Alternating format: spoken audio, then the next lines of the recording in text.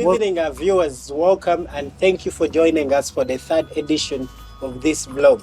What an amazing opportunity it is for us to share an evening with you as we continue to learn about the Rotaract Club of Bwebajja, its past, present and future, and also the many wonderful things that they are doing in the communities to serve humanity. Today we are very privileged to host a very important gentleman, a man of power, a man of vision, a man of inspiration, and a man of everything. We are going to be speaking with the charter president, the founding president, and any other title that we would like to give to him. But he is the author and the beginner of this mighty club.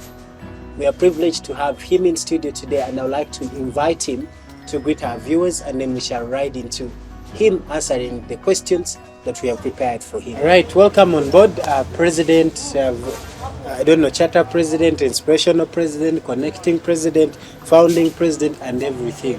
Welcome on board. Thank you, IPP. Immediate past president, Joseph. Great. Apart from being the charter president of this club, our viewers would like to know, who are you?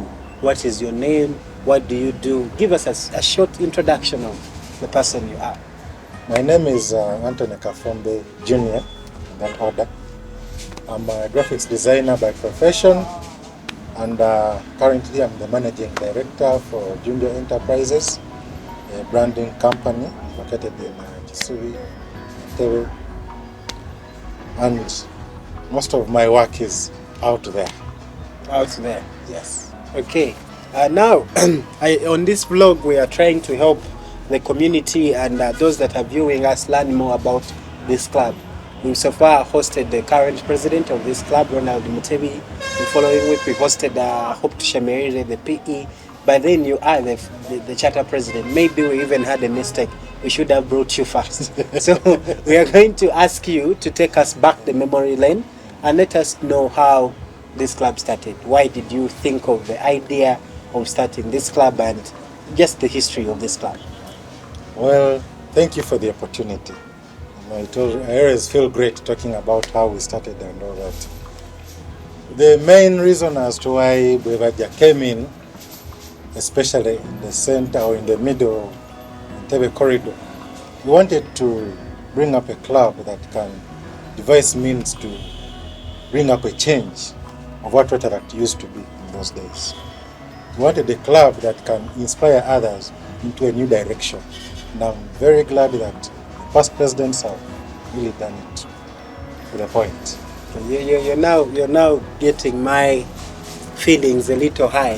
When you say bring a change to what Rotaract was, are we having a different kind of Rotaract? Was it a different? Please shed more light about. Yes.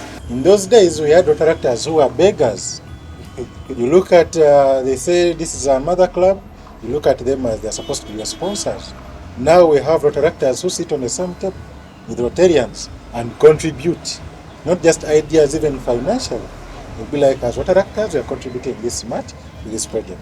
This is the change we are looking at. That's the change that you're looking at. So you wanted to see a club that on Entebbe Road that was a little more sustaining, self-sustaining, self-supporting in that regard. If there is one thing that you can remember about your time when you were starting this club that was some sort of a challenge, what would that be? We had quite a number of challenges, but the one thing that I will never forget was when we tried to do our very first project. As the Rotaractors, we approached our mother club and they advised us to go and sweep Kauku, as that being our very first project. And with the Rotaractors of Bwebajja by then, they became very furious. They were like, we are old enough, we can't be going to sweep Kauku. What was wrong with sweeping? Why didn't people want to sweep? They said that, we say that such a project was meant to be for interactors and maybe institution clubs that are surviving to standard. But we as the corporate club, we can't be going out there to sweep. And the way these members handled it, I reached a point and I just sat back and I wondered, where did these people really come from? Handling mother club, like if at all you're looking at us in a picture of sweeping Kauko, Then let us do our own project as we do a project we feel like is good enough for our status. Okay. And they said no to the sweeping. So you said no to the sweeping and moved to what? We did a medical camp. Okay. I remember the challenge we had with medical camp that we planned. We were supposed to take 2 days, and our vibe was high. Baraba. Yes, we can do it. We approached different hospitals along Entebbe corridor. Many of them were like, we can support. And surprisingly, us being new, people were willing to help us.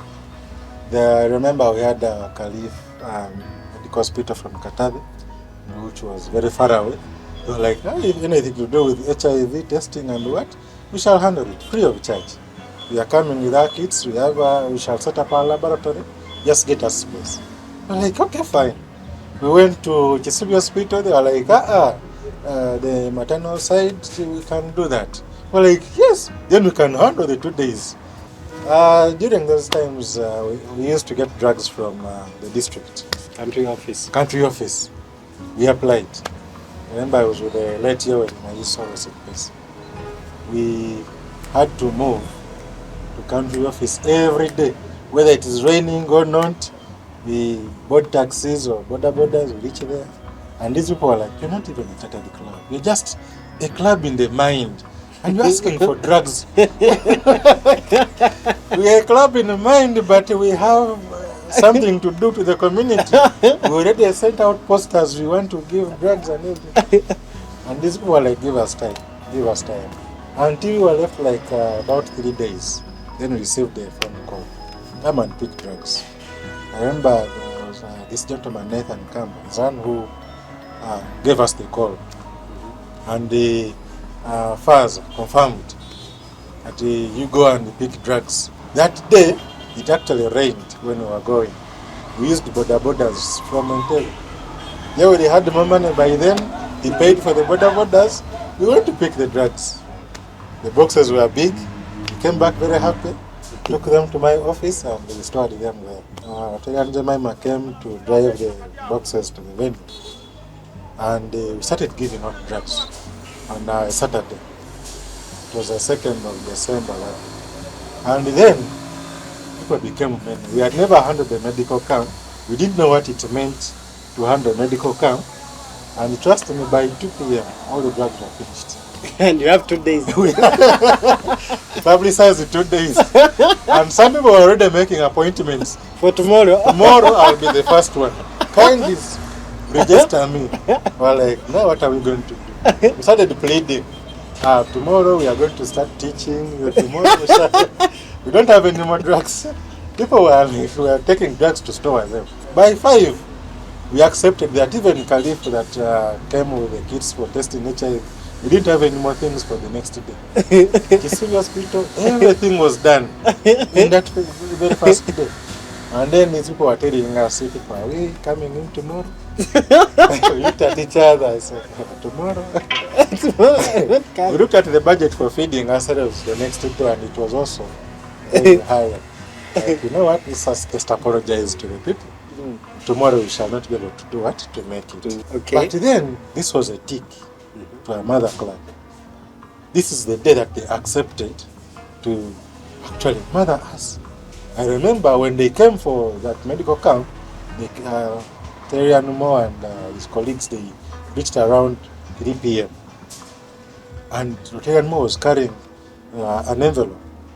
He was like, Anthony, for what you have done, you have really done us proud. We now believe you're ready to become a what? A club. A club. Here are the papers, register your members. Those who are present, make sure you are 15 and above. I'm like, okay, fine, 15, let us just gather ourselves. We registered, signed, and returned more to the papers. In January, our camp was in December, and January they were hosting DG Shamira Bat. When DG came, I don't know how it was done, but she had confirmed that the papers had already been signed.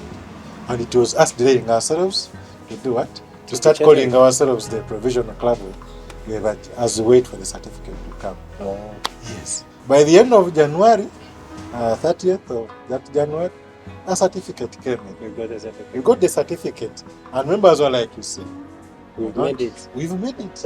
We've made it." Now, for whoever is coming in as a projects director, never bring an agenda of sweeping cow.